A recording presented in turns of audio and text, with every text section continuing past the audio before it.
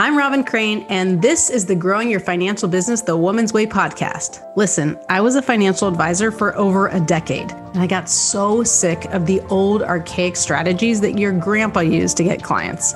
What the industry teaches today is still so outdated and just doesn't work anymore. So I had to find a better way for myself, and then I got obsessed with sharing these how-tos with other women like me. The stuff I teach doesn't require giving up your life, your sanity, or your family time. I want women like you to have it easier than I had it, so you can thrive in the industry.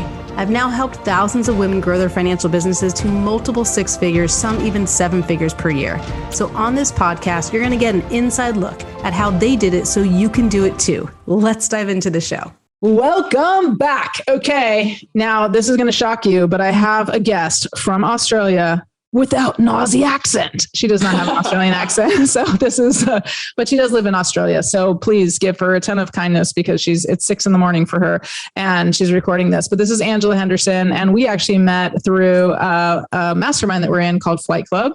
And, you know, we're really interested in like what we both do because we both help a lot of women grow their businesses.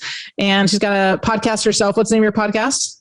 It's the Angela Henderson Online Business Show. Angela Henderson Online Business Show. So you can check that out. And I'll probably be on there shortly too. So I'm sure we'll have an episode to send your way. But we want to talk about more leads, more sales, and more money, because we all know that is really important to having the life that you want. So tell us a little about you and kind of, I know you're originally Canadian, which I don't think we need to know your entire backstory, but what kind of got you into this whole, kind of area of expertise with online businesses and helping especially women get more lead sales and money?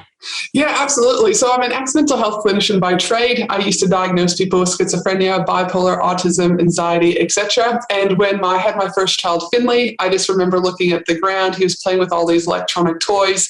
And I was like, surely there's got to be a better way than just battery-operated toys. As a social worker, I was like, fine motor skills, growth motor skills, etc. And so I started my first business called Finley and Me. We started off with 0 products. We ended up with 1,400 different educational products by the end. Which was a really great way to enter in, obviously, to the e-com space.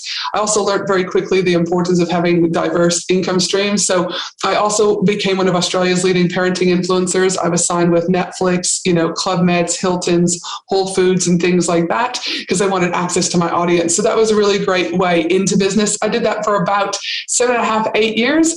And then people just started saying, can I have a coffee date? And so business consulting was never actually on the agenda. But after 14 coffee dates and driving back and forth and paying for my own bill, I solely realized that, if I charge these people for my time, I could have a secondary business. So I started Angela Henderson Consulting, where my aim at the beginning is I was just kind of working with anyone kind of to see like who I really love to work with and what lit me up. But now I specifically like working with women in business to help them make more money, because I really want to get women to have the opportunity to get more wealth in their hands, because the data shows that when women have more wealth in their hands, they're more likely to contribute it back to their local society, national and or international. And therefore we start to make a bigger impact on the world and help, with that bigger systemic change. So that's ultimately what drives me every day. You talk as fast as I do, maybe faster. I'm like, they're going to have to, luckily you don't have the Aussie accent. Like they're going to have to slow this down. I was like, okay, I think I got you. So 1,400 products, which means you probably had a pretty big business. Give me an example. I'm just curious actually, but some of the products that were like to replace some of these battery operated products. Give me an example. Yeah, so I teamed up with a lot of Etsy businesses who were creating just like wooden toys. So they might be just like little like people, you could say. Mm-hmm. And the people there'd be 7 different colors of the rainbow. They'd be all different sizes. And they might have like a blanket, and they also might have like a little pouch to put them in. So not only would the children have to line them up from tallest to shortest or shortest to tallest, they'd also have to be able to use their fine motor skills to put them into those little pieces that I was talking about. But it also help prompt them with color recognition. So that was one little like set that we would have. We would also work with an Australian designer who created these beautiful like teepees. They were really, really big. And so it was great for outdoor play. It was great for imagination. It was great for, say, they did like picnics, cooking, etc. So again, allowing kids the opportunity just to use their imagination at their own will without it always being prompted by an electricity. Do you know what I mean? Like someone telling you, hit purple, do this. I want a kid to be stimulated and allow themselves to take play wherever it took them. And how old was your son? He was 9 months when I started that business, and he is now almost 14. Is he the smartest child like on the planet now? Well, I wouldn't say that. Finley's Finley. Do you know what I mean? He brings his own skill sets, but he definitely will be a very clever entrepreneur, is what I will say. That's awesome. That's awesome. Well, I mean, I know that's, we might say that's irrelevant, but I think that is very relevant to you thinking outside the box, finding a solution to a problem that you were aware of, and also to something like to basically create value that, we saw need. So that's really cool. Okay. So let's get to, I know you got like a whole system around it, but like someone's coming to you, and let's assume, since this is my audience, that they're, a woman in financial services or insurance. What is the core, let's say, system as to how are they going to get more leads, more sales, and more money? I guess the first thing that I'd want to say there is that most women, probably your women too that you work with, they come to me and they're overcomplicating their business. They're trying to do a million different things. And so the number one thing that I say, if you want to make more money, is stop overcomplicating. Why? Because simplicity scales. And when simplicity scales, your product sells. And so the three core things that I want people to work on before I even get to my framework is all you really need to do in your business, in my opinion, is build your audience, nurture your audience, sell to your audience. The way that you build your audience, there's only three main ways that you can build your audience: through organic visibility, partnership visibility, or paid visibility. You get to pick and choose which one feels right for you, which was in alignment for you, but ultimately you need a visibility strategy to build that audience. So build the audience. So you said there's organic, there's organic visibility, partner visibility, and paid visibility. So I just know the audience, just make sure they understand. So organic means that it's not paid. So that could be posting on social media. That could be going to networking events. That could be sending messages on LinkedIn, right? It could be writing a blog. Free speaking. It could be your blog. It could be a podcast. It could be a variety of things. But the number one thing that you want to do is that you're doing something that lights you up, and that it's important, like you're in alignment. Because if you're doing things because you feel like you need to do them, you're going to start resenting it, and you won't make money. You won't get leads because energetically you're not going to be in tune with that. Okay. I love that. Awesome.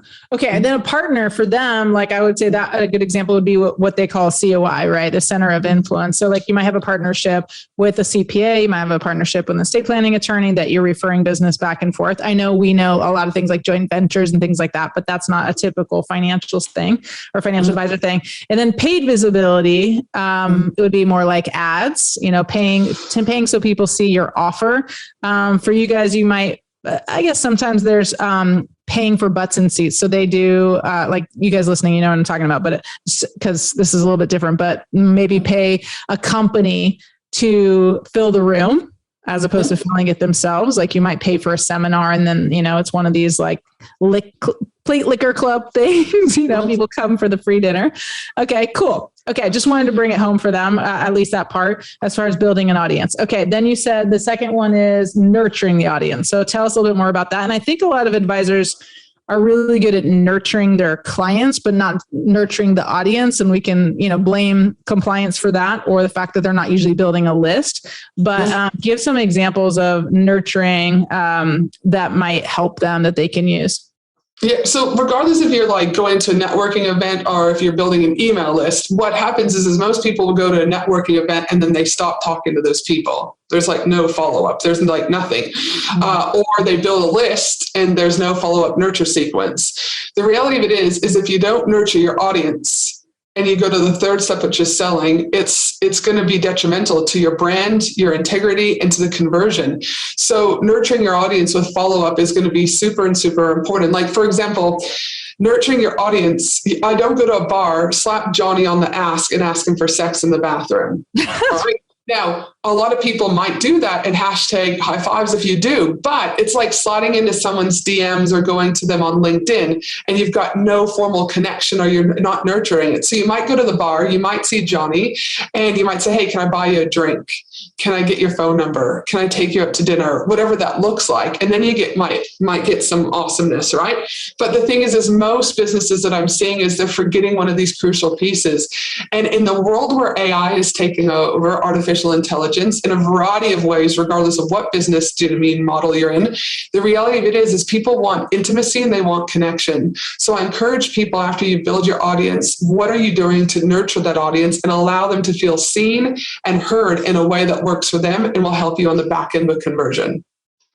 Awesome. And actually, like, I think financial advisors get a pretty bad rap around that, but like when it comes to networking, and it sounds crazy when you say, slap them on the ass and then, let's go to bed. But it is kind of how people feel sometimes with financial advisors. And I say financial advisors or financial professionals as a whole, could be insurance or whatever, but you go to a networking event and then it's like sometimes like pounce, like they're after you, like they want to talk to the most successful people. And I say sometimes this is kind of the old school financial advisor where oftentimes they're male, oftentimes they just get in your face and you're like, dude, like stop. But it's like a numbers game, right, for them. And that's why it feels like a number. You're like, I don't want to feel like a number. I think oftentimes with women, it's sometimes an overcompensation for that, where it's like, I don't want to be like that. I'm not in alignment, just like you said. It doesn't light me up to go pounce on high net worth people at this event unless I get into my extreme masculinity and like then go, oh, let me just like, it's a numbers game. Let me go get 25 business cards. But most women aren't aligned with that. So they go to a networking event. They do what they do best, which is connect with people. But then they miss the back end, which is like how to actually drive the conversation or drive them to the next step, because they're almost overcompensating for it because they don't want to feel like too pushy or salesy, right? So I think there's a dance with that, right? And that's like the third part, right? Is a lot of people can build their audience, they go and nurture their audience, but like you said, then it comes to selling or asking for that next step and they freeze. It's like paralysis. I'm going to be too sleazy if I ask for this. I'm going to look bad if I ask for this. Women shouldn't do this. Whatever the story is that we have in our head. But the way that I look at it is if you're not asking for this sale, then how do you get to serve them your awesomeness? How do you get to transform their life better? How do you get to make their day-to-day life better, right? And so for everyone who has a problem with selling, what I say is you're doing a disservice. And if you struggle with selling, replace it with serving. Every day I get to wake up and serve my audience that I've just met at this networking event, something that I know is really, really great and is going to benefit them in their future. Let me, take that next step and sell to them. Now, it might not be necessarily right off the bat, hey, buy my shit, right? It could be that you invite them for coffee, get them on a Zoom call. It could be that through the nurturing process, you might send them, and again, I don't know what your budgets are and things like that, but it could be that you send them something in the mail that makes you remarkable. And that's the thing, is those men in those rooms that you talked about might be a numbers game and they might pounce. But there's a great book called The Purple Cow by Seth Godin. And he talks about, he's driving down the roads in France and he sees these beautiful green pastures. And then there's these awesome cows. But he says over time, those cows become boring, AKA the men in the rooms. But he said, so all of a sudden, if there is a purple cow there, now you become memorable. Now you become remarkable. And so I want those women that are listening to think about, when you're nurturing your audience and you're going to sell to them, what can you do that becomes remarkable? How do you become memorable so that people want you versus the people in those rooms that are pouncing? Yeah. And again, not even to say all men, of course, there's not all, and I'm not saying that you said, but I didn't want to like say, I'm saying all men do that, but there's a reputation, and there is like, this is why I oftentimes talk about like the outdated and archaic strategies, methods, and, marketing tools being taught in the industry, is because it's kind of like a numbers game. It's like, okay, you need 12 appointments a week, talk to everybody and anybody, friends and family. It's not just like fair game. It's like your main game. So you can survive, go hunt your family. It's like, women don't feel aligned with that. And then they're supposed to be put in this male dominated industry with these strategies they're not aligned with. Like you said, I'm going to say it again. If it doesn't light you up and you're not aligned with it. Sorry, this is my third podcast recording today and I'm like losing the words. I'm like, oh man, this is a lot. But if you're not aligned with it, like you won't do it. And this is why I teach different strategies, like very similar to what you're talking about. But like, I love this because it's like, you got to stand out. And I talk about too, like standing out to the person you want to attract. You don't have to stand out to everybody. You know, you don't have to just like be the purple cow and be like, everybody look at me, everybody look at me, everybody look at me. It's like, you just need the ones who want to look at you, you know, and everybody else can think you're just a boring cow. Like, who cares? Right. But it's like, why would somebody look at you and see, you know, your bling or your whatever and be like, oh, that's attractive to me and that pulls me in, versus just like, you know, dancing or whatever and trying to get attention from everybody, because that's also another way to, you know, be doomed to fail. So I love that. I haven't read that book, but I do like Seth Godin, and now I put it on my list of reading. So very cool. Okay. And I want to also emphasize what you said, like selling equals serving, which is a really good replacement, because most of the women I talk to when they come to me, they're like, I'm not a salesperson. Like, I'm like, I didn't say you were a salesperson, but it's like, they don't want to be a salesperson. And I'm like, I love selling.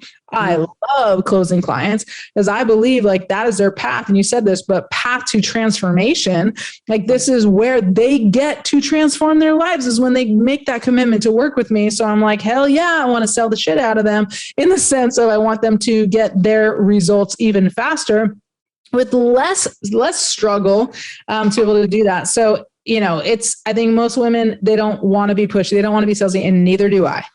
But if you can be congruent with what you do and how you do it, giving them the next step and inviting them to that is a necessity, and it works. Cool. I also would say that you talked there about like people don't want to sell, or when you're like, I love selling. I encourage women to think about this. I was going to talk about it later on, but I'll talk about it now. Most of us have had a 9-to-5 job. Most of us at some stage in our life, all right? Especially those that are probably listening. And in our 9-to-5 job, we had an interview process. We then had to identify what our KPIs were going to be, and we signed a contract. And if we didn't adhere to those KPIs, AKA selling in this instance, we then got reprimanded. Potentially, we got written up, or we got fired. So I want women to think about that. It's just like working a 9-to-5. If you don't do your KPIs, you're going to be out of a business. And so if your position description that you had in your 9-to-5 job said you had to do X, Y, and Z, your position description right now as an entrepreneur or a woman in business is you have to sell. So we've got to find a way that's going to feel light and easy and an alignment for you so that you can do it. But selling is part of the job, regardless if you like it or not. Yeah, I remember when I became a financial advisor, and, you know, definitely the vision that was sold to me was more like how you can help people retire comfortably, send their kids to college, be able to buy a house. I'm like, wow, there's something noble about that, because I did have this view of financial advisors as greedy and just wanting to make money. And then I was like, wow, this is something I can see myself doing. And I think every woman, at least in my world, like who is attracted to this business, this industry, they're driven by the transformation. But then it's like, well, there's almost like, it was like a little bit, it's obvious, but it's not that like, yeah, by the way, you got to sell to be able to do it, you know?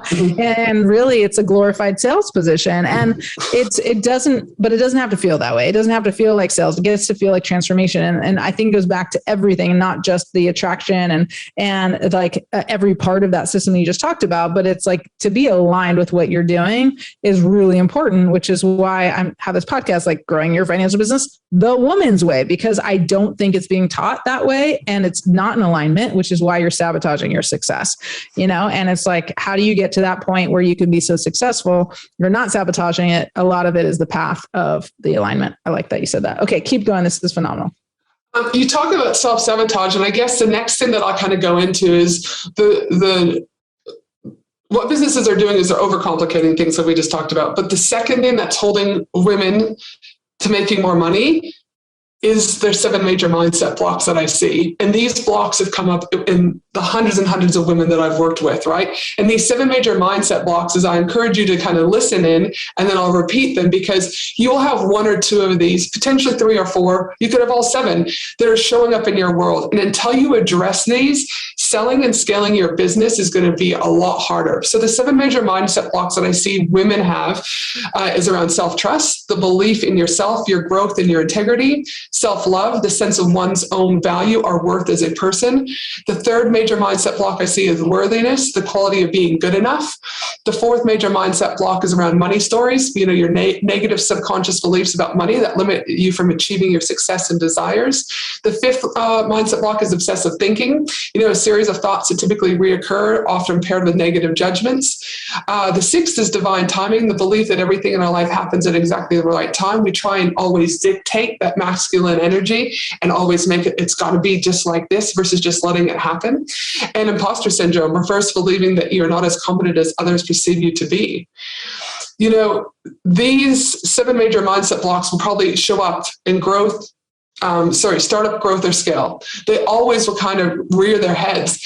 And if you're not working on the inner work, if you're not getting to the root of what's causing you from not being visible, what's causing you from not selling, what's causing you not to, do you mean follow up on calls or do you mean leads or whatever, this is where the self-sabotage comes in place.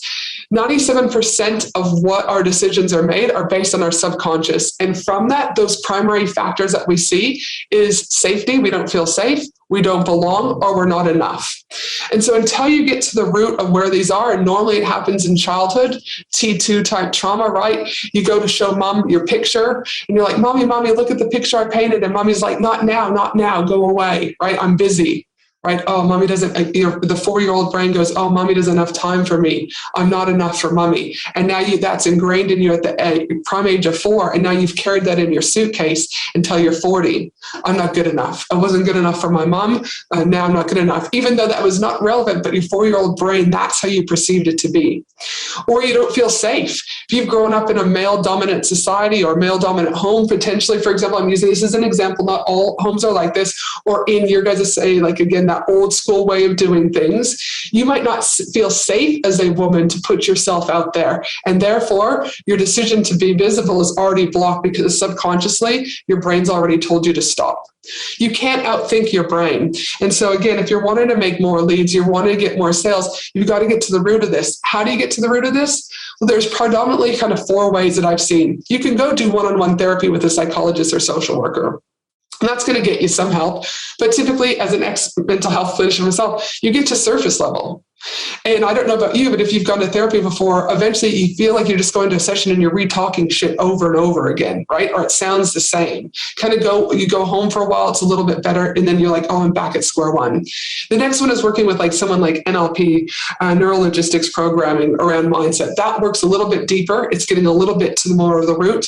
But in my experience, I've done over 30 hypnotherapy sessions over the last few years. In hypnotherapy, you go in, 45-minute session. And when I say go in, I do it online. I'm in Australia. She's over in Costa Rica. I do it online. You get to the root of the problem and you're ready to rock and roll. And the last one is I work with healers. I work with different spiritual healers to go into different, quantum fields and things like that. So it depends on what you're up for. But if you don't address these 7 major mindset blocks, whatever one's showing up for you, you will ultimately self-sabotage the success of your business. That's heavy, man. I mean, woman. That's heavy. So basically, let's go back up. So basically what you're saying is there's these 7 blocks and you said you repeat them. So I'll repeat them and I think I got them, but self-trust. Mm-hmm. So let me just, in my own words, because we went fast, but like self-trust, trusting myself. Mm-hmm. Yes, that's easy. Okay. Self-love, not loving myself enough. Okay. I am just saying I'm now therapying myself, quote unquote. So I'm trying to see what are mine. Okay. So like, I would say I probably have all of them, but just at different times. Right. So I would say like, I have a lot of trust in myself most of the time until I don't. Right. And then it's like, and I had one of my clients, she was saying like, I lost trust in myself because she was spending a lot of money and like too much money in different areas. And she was like, I don't trust myself. And so I was telling her, well, first of all, I said, that's not true. You do trust yourself, but in this one area right now, because you've run a pattern and you're not liking the result and you're feeling judged by someone else, you're feeling like you're lacking trust, right? Which also goes hand in hand with like self-love, because it's like, I don't love myself, which goes to the safe, belonging, and not enough of like, well, it's because I don't love myself enough because I don't feel safe, or because I don't belong, or because I don't feel like enough. And all of this comes from childhood, of course, but it's not like our parents intended to cause this multi-trauma, as you said. Like, this isn't the big, like, I actually had a EMDR therapist tell me that the big T trauma, which is like, the things like you got in a car accident as a child, or you got molested, or, something horrible like that, those are easier to overcome. Like therapists have an easier time overcoming these because it's a very isolated event typically. And it's like, if we can just reframe and help you deal with and cope with and how you cope with this, like this event, it's easier to get rid of versus the little T trauma, which is like things like that. Like you said, I brought this picture to my mom and I was 4 years old and she looked at me like I was the dumbest kid on the planet. I have my story I tell about how I wanted to be in the gifted program, and this is a little older. I was 10 years old. And so I had this opportunity to like kind of try out for it or do this oral exam. And they asked me, what's a tripod? And I didn't know. And I went back to my mom and she's like, how'd the test go? And I was like, well, they asked me a question I didn't know. And she's like, what was it? And I'm like, they're like, what's a tripod? And she goes, you don't know what a tripod is? Come on, Robin, tripod 3. And, with 3 fingers down, she's like showing me like, tricycle, triangle, and it was basically to me, it was how stupid could you be? And that was the lesson I got. And then I determined from that, I'm sure there were other things, but determined that I'm stupid. My whole life hid behind it to like go get straight A's and to prove to everybody else that I'm not stupid because I knew the truth, which I was. Right. And my poor mom, who's heard the story a million times, we can laugh at it now, but it's like, she didn't intend to hurt me. It was just like, her reaction was like, how could you not know that? And I now know as an adult, like how my mom had a lot of issues, like feeling like insecure about being smart. And she doesn't think even now, like she'll say things like, well, I'm not smart in that way. I'm a dumb, like all these little things, patterns. And I know as kids, like we take that on as if it takes away from our parents, but it doesn't take it away from them. It just puts it on ourselves. So like, that's sometimes hard to get rid of, but as I say, the first step is awareness, right? 100% awareness. Yeah. And it's good. It's because it's like, for me, I've definitely, and I, like to joke about things. So like being able to joke about that, but it's like, there was a good learning from it. And now it's all about learning. Okay. But let me go back. So you got self-trust, self-love, self-worthiness. Everybody experiences, no matter what.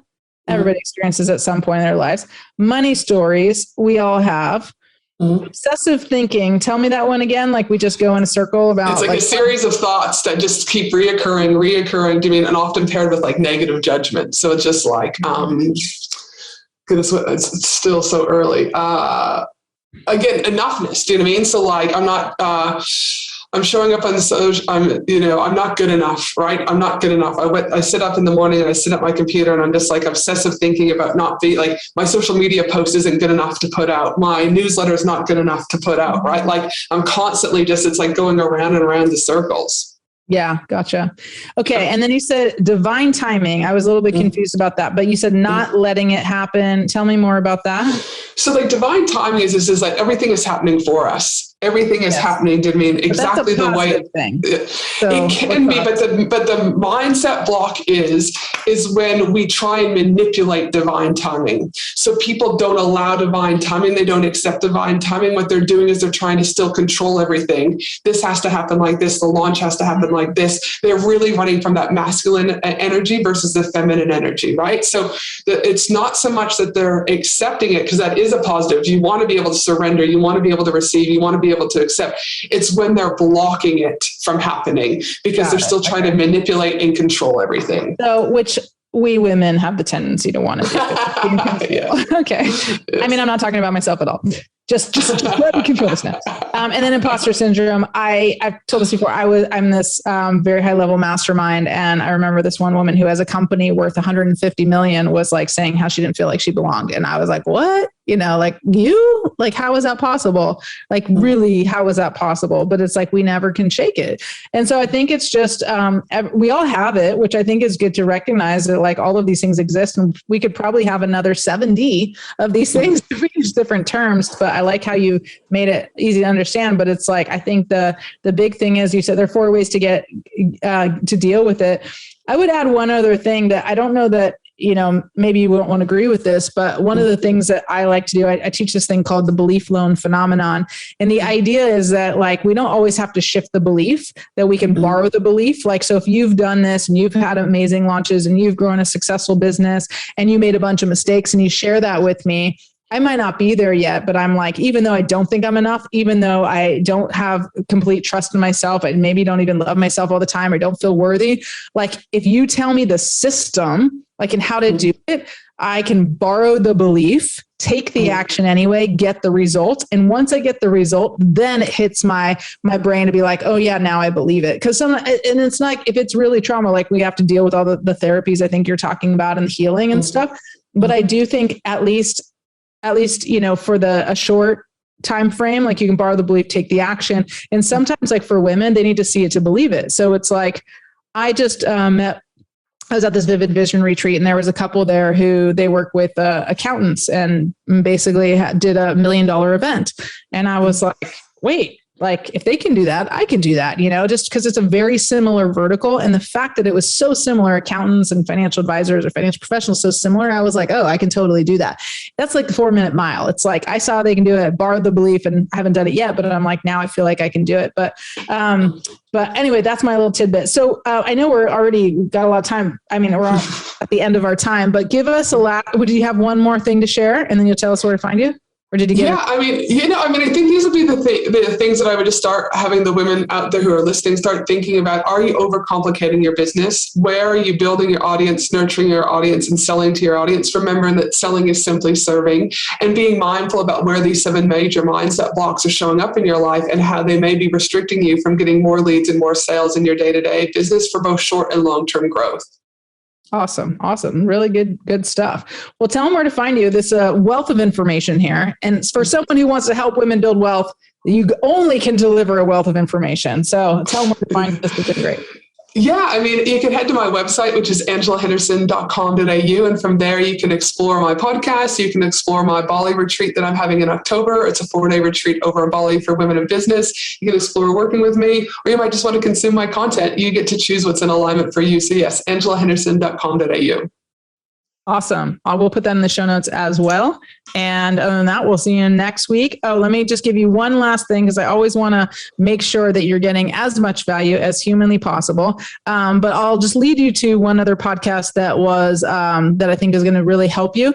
It's episode 105 called Transforming Failure into Huge Success with Mary Lyons, especially pairing this as far as like how to create that huge success with someone who was in the industry, and bringing what you learned here today with Angela and bringing that together. I think that will help you dive deeper into this. So that was from January 18th, episode 105.